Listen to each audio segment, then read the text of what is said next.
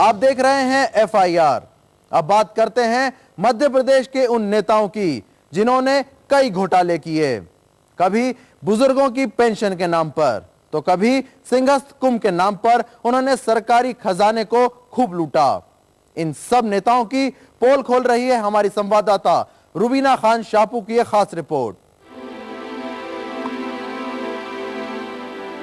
बाबूलाल गौर ने इसी साल अप्रैल में एक 4 सदस्यीय दल उज्जैन भेजा, सिंहस्थ के दौरान बनी सड़कों की बुरी हालत का जायजा लेने। उस जायजे की रिपोर्ट ये है, जिसे अब मध्य प्रदेश सरकार लोगों के सामने लाना नहीं चाहती, क्योंकि इसमें उनके ही एक मंत्री का कच्चा चिट्ठा है। 2004 में उज्जैन में सिंहस्थ कुंभ हुआ था। कुंभ की व्यवस्था के लिए 4 अरब रुपए दिए गए, जिसमें 120 करोड़ तो सड़कें बनाने और मरम्मत के लिए खर्च हुए। अब केवल 1 साल के भीतर ही ये सड़कें इस हाल में पहुंच गई हैं। रिपोर्ट में खुलासा किया गया है कि ऐसे बड़े पैमाने पर हुए भ्रष्टाचार की वजह से हुआ। अनेक कार्यों में निर्धारित मानकों के अनुरूप कार्य न किया जाना, प्राक्कलनों में त्रुटियां, कास्ट फेलियर, गुणवत्ता अच्छी न होना आदि निष्कर्ष उल्लेखित है। इस प्रकार अपने शासकीय कर्तव्यों का पालन न करते हुए अत्यंत लापरवाही से कार्य किया गया है। नगर निगम ने 13 करोड़ बहा के 32 सड़कें बनाई, जो आज किसी काम की नहीं हैं। और तो और लोक निर्माण विभाग ने 107 करोड़ में उज्जैन को 7 रिंग रोड बनवाकर निहाल किया, या फिर खुद निहाल हो गए। कई सड़कों की 3 दफा मरम्मत हो चुकी है। रिपोर्ट में सरकार की खूब खिंचाई है, मगर एक तथ्य इस रिपोर्ट में आने से रह गया है।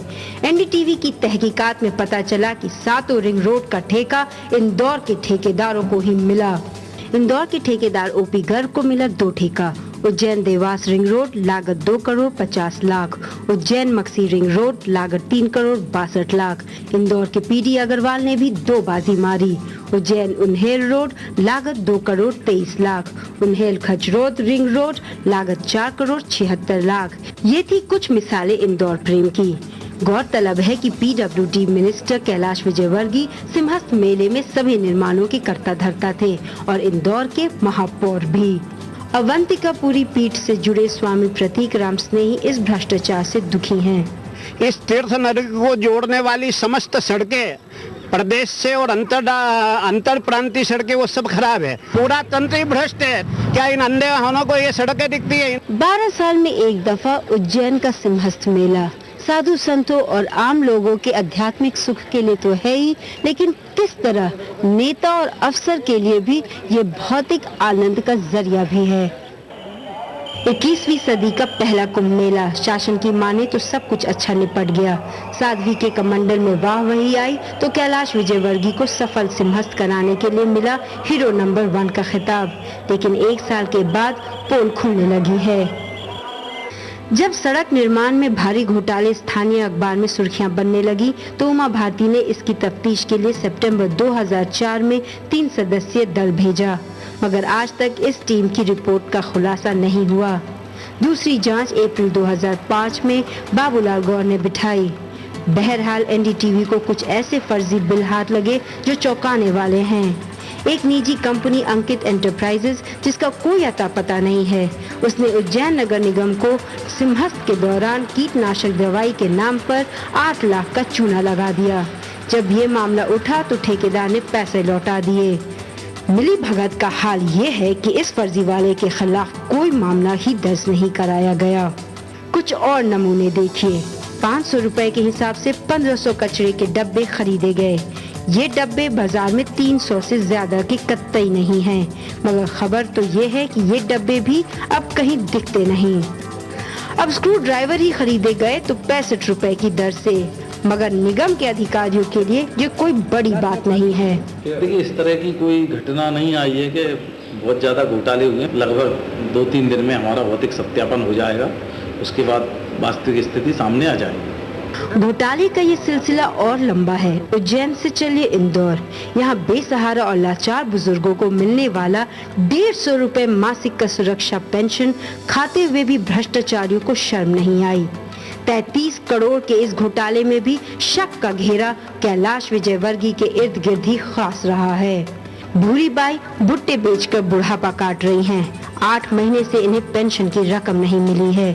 हमारा कोई सहारा नहीं, 2 पैसे का यही सहारा था, तो इन लोगों ने गड़बड़ घोटाला करके सारा पैसा हजम कर गए। संकेत है कि बुजुर्गों की अमानत में खयानत की शुरुआत 2000 में ही हो गई थी।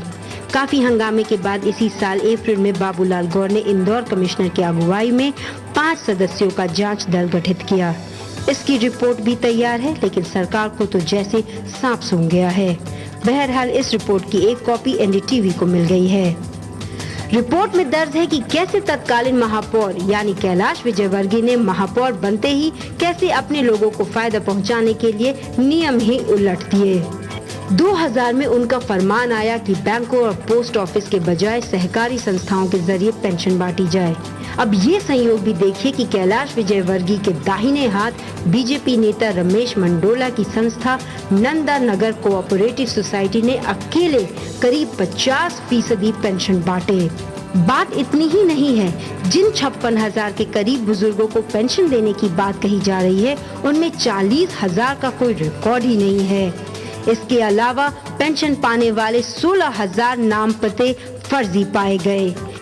एनडीटीवी को मिली कमिश्नर साहब की 2002 की नोटशीट एक और भंडाफोड़ करती है।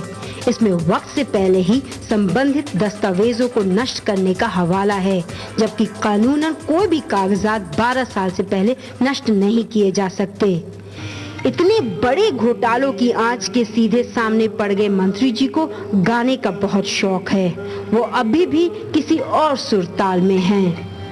आपके सामने कोई फटे वाला व्यक्ति आ जाए और कह दे कि मैं बहुत गरीब हूँ, और तो आप कहते हो कि 150 रुपए की पेंशन से क्या फर्क पड़ता है, आप दे सकते हैं। तो इतना बड़ा कोई अनियमितता नहीं जिसके कारण किसी को आप फांसी पे लटका दो। ये सामान्य दया का लोग फायदा उठा लेते हैं। जी के मासूम बयान इस घोटाले से उठने वाले लपटों से उनका बचाव शायद ही कर पाएंगे।